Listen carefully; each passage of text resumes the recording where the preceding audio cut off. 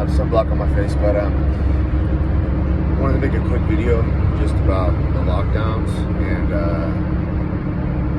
my thinking on them, and just to clarify my own thinking. And I don't think there's enough people saying what they believe. I think everyone's like, it's either in groups and out groups, and like, oh yeah, of course the lockdowns make sense. I'm in the in group. I'm not a crazy out grouper, but I'm gonna be just.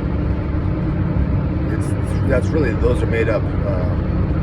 I see a lot of that, like you're in this group or that group, but the truth is those things are just made up. And if you don't want to be in a group, there's no law that says you have to be in a group. And if other people can say or do whatever they want, that's none of your business, in my opinion.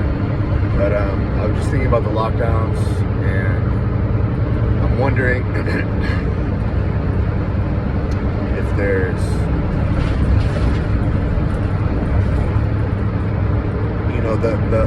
the lockdowns would be worth it, in my opinion, if they prevented more harm than they caused. So if they prevented the level 10 amount of harm and they only caused level 5, this is what I'm thinking to myself. And then I'm like, okay, how would you want to measure that? With lives lost? This is where it becomes subjective.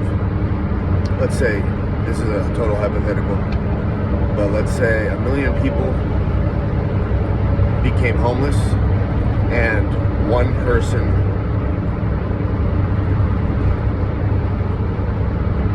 did not die from COVID. So the lockdown, let's say in this example, it prevented one death and it made 1 million people homeless and their families homeless. Is that worth it? This is all subjective. There's no right or wrong answer. These are just things that there would be arguments about, discussion about. In my opinion, probably not. What if that was my daughter? Would my opinion be different? In an objective, if you're looking at it objectively, it shouldn't, but of course it would be. So when people see, like, you don't know that makes a big difference. When you don't, I know someone who died of COVID. Now, we live in the world and we know people, and so it's hard to not, or you'll see a story, everyone says this until my grandma, my kid, my brother, my wife died, and now, my views have changed. Well, that's the subjective part of it, but I think a more clean way of looking at it is objectively, and it's hard to, somewhat easy thing to measure, but even this isn't actually, I was going to say a somewhat clear-cut thing to measure is deaths from COVID, but the truth is that if you looked at what the CDC released, for people who haven't seen it, it was this big thing that people would post about, etc. But it was like, I think 94 or 92% of people who died from COVID, these were like fairly early numbers within the first 8 months or 6 months, maybe. Probably more like 8 to 10-ish. Over 90% had, an average, had comorbidities, meaning 2 other things that could kill you, like cancer. So if you die from cancer while you have COVID, it's counted as a comorbidity. So it's it's counted as a COVID death. But it's hard to say. It's like, what was it? What if cancer killed you mostly and then COVID finished you off? What killed you? I don't know. It's like if you got kicked 100 times in the head and then like stabbed, like which one killed you? And then like one little thing came at the end and killed you. What killed you? That's the question. But I would say also, like, if COVID has a 99.9% chance, depending on where you are, if you're healthy, I think it's like 99.7 if you're unhealthy, something like that. Or they posted those numbers, CDC also, which I don't know who to trust really, anymore. It's like, unless I did the test myself, I don't know if I really trust anything.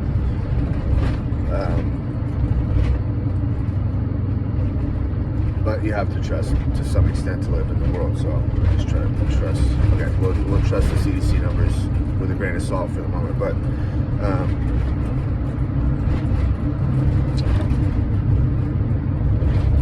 I would say that if you have stage 4 prostate cancer, this is an extreme example, and that has a 90% chance it's going to kill you, and then you get COVID, which has a 0.01% chance it's going to kill you, and you die, I think that should be relevant. You know, like, I think those should be weighted accordingly, probably according to their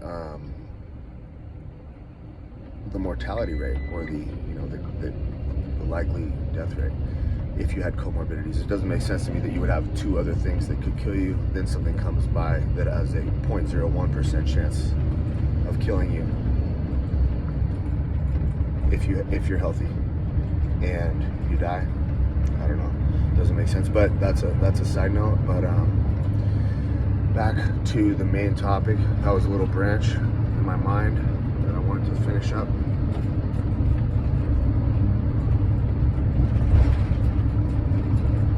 About whether we could even trust the deaths, you know. But back to the deaths, it's hard to compare. Okay, it saved this many lives, but it destroyed this many. So I guess it would just be it's a big complicated mess, you know. Because the way I see it is, I don't know, if you could make any example where, let's say, the lockdowns saved 1 million people's lives and put 1 million people on the streets. Was it worth it? Probably then, in that situation, you know. It's all subjective. I mean, this isn't like a black or white. It's not apples to apples. It's like the lockdowns are going to cause a massive, I don't think we've begun to see. We've been printing money like crazy, the Fed has, to try and get us out of this, you know, to try to increase liquidity and keep everyone from, all the money from freezing up, and people from stopping spending. Things are in crazy bubbles right now. The stock market, everything's getting pushed. You know, if you look at the cycles of history, which I'm not an expert in, but you might want to read the Ray Dalio emails if you want, or Ray Dalio in general. You know, fiat currencies that are not backed by anything eventually go to zero. Every single one has throughout history, bar none. And we're kind of at that stage where the debt is so massive, the economy's in such a terrible spot. So, you know, to add the lockdowns, I guess I'm saying, I don't think we've begun to see the effects of the lockdowns economically yet. So it's just going to be a really messy thing to compare. In my mind, lockdowns, were they worth it or not? I can't. It would be really hard for me to imagine that they were worth it. But I would be open to new data that would change my mind. What I've seen is the only real study I've seen is a Stanford study on lockdowns. Are they effective? And it showed no clear significant difference. No, statistically, I think it was no clear significant difference. You could look that up. Stanford lockdown studies, are they effective? I think something like that. But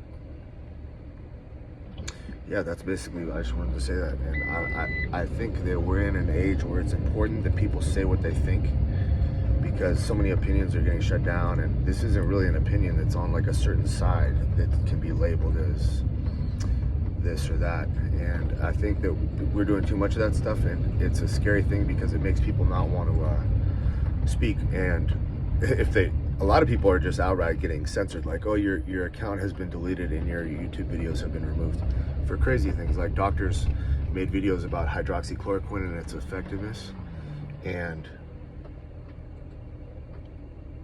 that they were having a success with that.